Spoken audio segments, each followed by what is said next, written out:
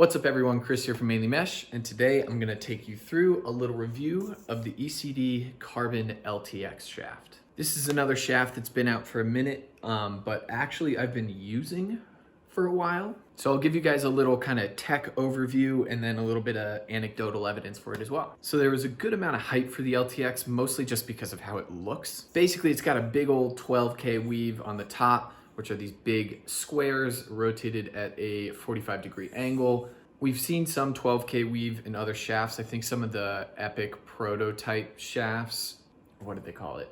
Those like limited edition releases that they did featured some 12K, but I'm not entirely sure we've seen 12K over the entirety of a shaft. Also, when I reference 12K, essentially what that means is that there's 12,000 strands of carbon fiber across that square. I could be wrong on that just because that was in reference to the carbon fiber I was used to, and I have no idea if that was TechStream or not. So that number might be different, but typically the 12K is about this size square. From a theoretical standpoint, that tells me something right off the bat. It tells me typically that that's going to be better for cross-check strength than it is for impact resistance. Typically a smaller weave will be better for impact resistance, like the 3K weaves that you see on some of the Epic D-poles, which are just smaller squares once again. And so typically that's why we've seen companies avoid this bigger weave. But the surface level only gives us so much information, right? It's not just a single ply carbon fiber shaft. For those of you who don't know, there's typically anywhere between 8 and 12 layers depending on the carbon fiber construction, different amounts of resin in between, so those numbers can fluctuate wildly. So essentially with every carbon fiber shaft, there's a lot under the hood that you don't necessarily see, and which obviously ECD isn't gonna tell me the specifics about. Theory aside,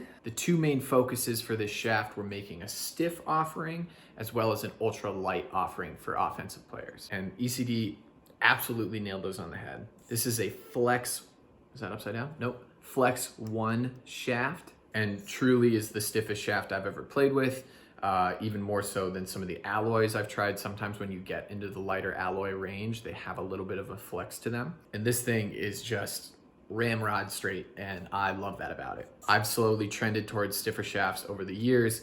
I just think it makes shooting consistency a little bit easier, and I'm not great with wrist control, so it's something that kind of caters to my playing style, and that's why I really loved the flex profile of this shaft. Second thing is weight. As you guys probably know about me, I'm not huge on crazy light shafts, but when I play field, I do enjoy them. This shaft, I think, is the lightest carbon fiber shaft I've ever played with. There are lighter carbon fiber shafts on the market, but this one sits around 140 grams with the end cap and the little throat plug, which is crazy light. Typically when you get into that range, basically without the end cap and without the plug, it'd probably be like 130-ish. You start seeing durability issues, so I'm typically hesitant to use them. But as we'll talk about with my anecdotal evidence, I haven't had any strength issues either. It's got a nice little sandblasted grip to it, a nice kind of slightly more concave shape than your typical C-shaped shaft. I haven't tried the Carbon 2.0, so I don't know if it's also replicated there, but it's definitely a little bit sharper than a standard concave shaft, and I like that a lot. It's not the full X profile that we see a lot of companies have, but this kind of more scalloped design is something that I think more companies are trending to, and I really enjoy. It's a nice kind of balance between those two shapes. Super simple graphics, kind of got that gray with a little bit of iridescent, I think they call it iridium, LTX logo, simple ECD on the bottom, simple flex profile, etc. on the bottom with the TechStream logo. So they talk a lot about the TechStream technology. Basically, that's a carbon fiber provider. And from what I could dig up on their website, it seems more like a proprietary process than any special material. Like I said, I've seen 12K weaves and kind of spread toe weaves from other companies. It just seems as though TechStream kind of has it dialed in and has some really high profile customers. So you're gonna hear the words spread toe kicked around a lot. Basically what that means is that they're kind of smearing out the actual carbon fibers within the weave to make them more evenly distributed. I'm gonna try to include some graphics because they actually help. I'm pulling these off the TechStream website.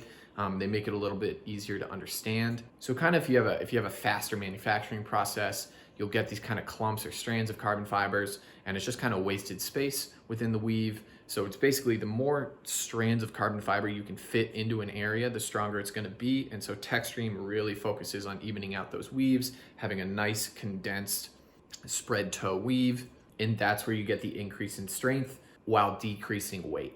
So there's always a range of quality within carbon fiber. You can make a carbon fiber roll kind of look the same as a higher quality one without putting as much effort into it. So there is a lot of quality control that goes into picking the right carbon fiber. And I think it really paid off by going with kind of a bigger profile brand here. Definitely tacked on a bit of price to the shaft. This thing comes in at 155 bucks, which I think might be the most expensive shaft I've ever bought. And yes, I actually did buy both of these. My perks only get me so far these days, but that's about as big of a thumbs up as you'll ever get from me, is me buying not just one, but 2 shafts. So yeah, the price is definitely up there. And while this shaft has lasted really well for me, I would be really hesitant if you're a huge slasher. When I play field, I don't slash. I typically play attack and midfield. And over the years, I've just kind of learned that slashing in field isn't really effective. You're never really that close to the guy you're guarding. And it's so rare that you get a turnover off of that honestly, it's just unnecessary damage for your stick and an increased risk of a penalty that you don't need. So I'll stick with cross-checking way more than I ever will slash. So when I see a 12K weave like this, it is catering much more to my game than someone who's hacking away on the ride. So the only other anecdotal note is that one time in a practice this fall, I was following through on a hard shot, heard a shaft snap, just assumed it was mine because I was going through a deep hole stick, looked down expecting to have half a shaft, but sure enough, I had gone clean through a carbon fiber pole. So the pole was a little bit old, but it was pretty cool seeing this thing last through such an intense impact. That's typically when I'm gonna break a shaft, just based on the style of my play. So again, that's anecdotal. It doesn't mean it's gonna happen every time, but it was pretty cool to see this shaft withstand that, because if there was any weakness I was gonna see here, I definitely thought it would have been that type of impact. But yeah, overall, I mean, like, if you're in the market for a premium shaft, it's hard to pass this up. Again, I caution you, if you know you are a huge slasher, I might hesitate a little bit, but in my experience so far, like, I don't think it's any less strong than any of the upper line Dragonfly shafts. So it's not like I would recommend picking a Dragonfly over this. I think I would probably just push you towards a beefier, like a Dragonfly XL shaft or something instead. So if you're choosing among the super premium lacrosse shafts on the market, I absolutely would consider this. So yeah, that's about all I have to say about this. It's a good enough shaft that it has earned its way onto my gamer, which I think has been the first shaft change of my gamer 4 years? A while.